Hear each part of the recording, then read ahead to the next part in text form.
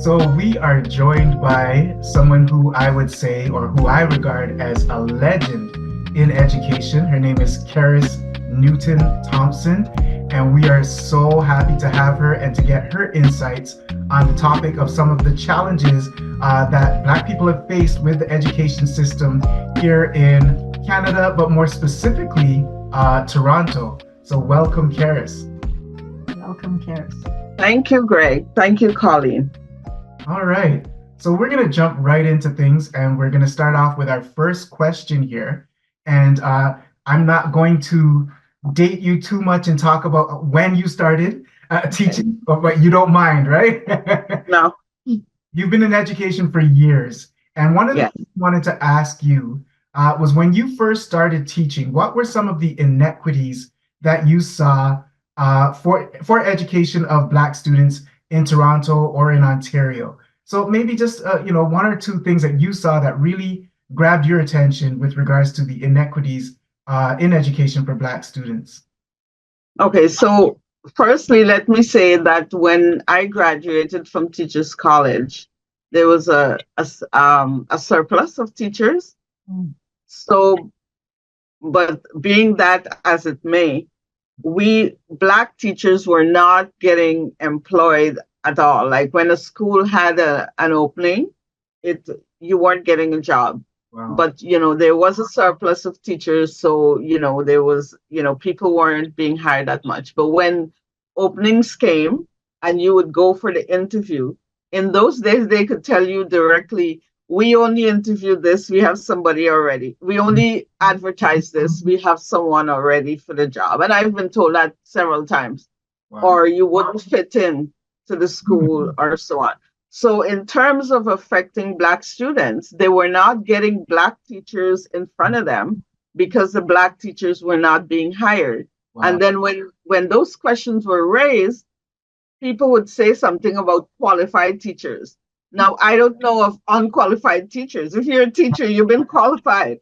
So when they talk about, well, we need qualified Black teachers if we're going to be hiring Black teachers, I don't know where they would get unqualified people coming to say they want to teach. But some of that was there. But some of the other issues that impacted students specifically was in guidance and counseling, for example.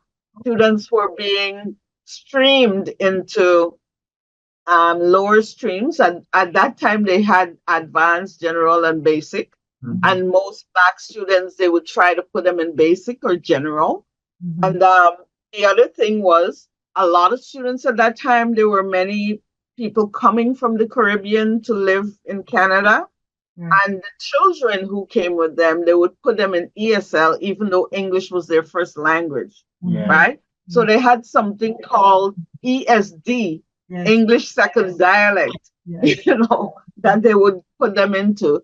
But suffice it to say, I mean, some students may have been out of school a little bit, and so they needed catching up, but definitely English was the language with which they were taught in the Caribbean.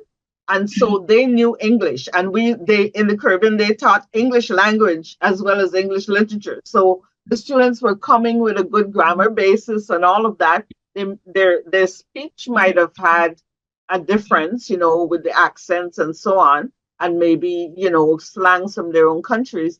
But in terms of the language, the students were being taught English language, because I came from Guyana. We were taught English language since grade school, so, but they used to put them in these classes. And so the students used to feel very discouraged, because when they went into the class, they're teaching them basic words and basic sentences when they are very familiar with the language. What were some of the initiatives? I know you talked about that conference, which was one, but any other initiatives that were put in place to help to address some of these inequities, or even any recommendations that were made to the schools or to the school boards or government?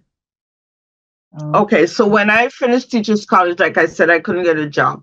But at the same time, some Black teachers in North York, they started something called a booster program. So in the summer, it was to address the streaming of the Caribbean students. So in the summer, they would meet with they would have classes for middle school students and teach them certain things, that they need to know in high school. There was that. But prior to that, when I just came to Canada I came in 72. When I started UFT in 74, there was a program called the Black Education Project. And that was a community project. I used to volunteer in that. Was that And, with pardon? that with Marlene Green? Marlene Green, yes. Fred Case, Dion Brand, So they used to I used to go, so many nights a week and meet a student and I tutor them in math or whatever.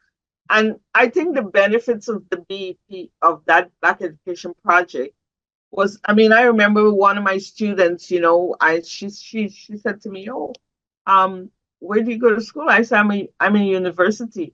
She was in grade 9, I think. I teacher my, and she's just like, "University?" And her eyes all popped out and everything. I said, "That's just like grade 14. Like after you finish grade 9, you're gonna go to 10, then so when you get to grade 13 in high school, the next one is university. That's like grade 14. So don't worry about it. But for her, it was such an amazing thing. And I think just being able to tutor those children, it sort of helped them with their ideas of, doing better in school and achieving something. They had like an organization, but they had different committees looking at different aspects of issues that affected Black students. So I belong to one called testing and streaming, because you remember streaming was a big thing. So the person, Dr. Hilroy Thomas, he was the chair of that committee. He also owned a company where he tested students.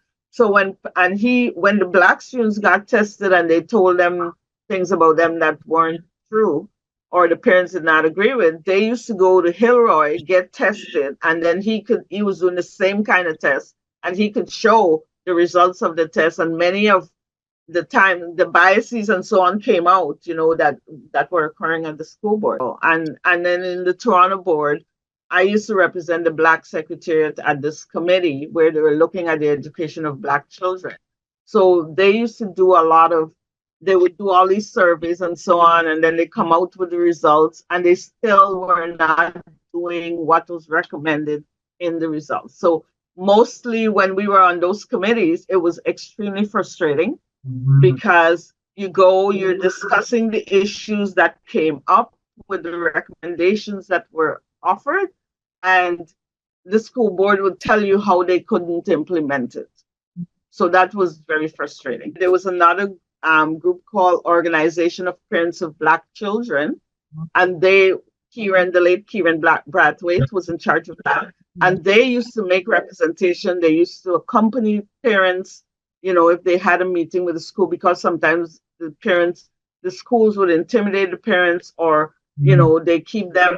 they just frustrate them by keeping them for a long time when they're supposed to come for an interview, about their child, or, they set the interview during the daytime when people have to go to work. A lot of issues used to be there. And so those organizations used to be there to support parents.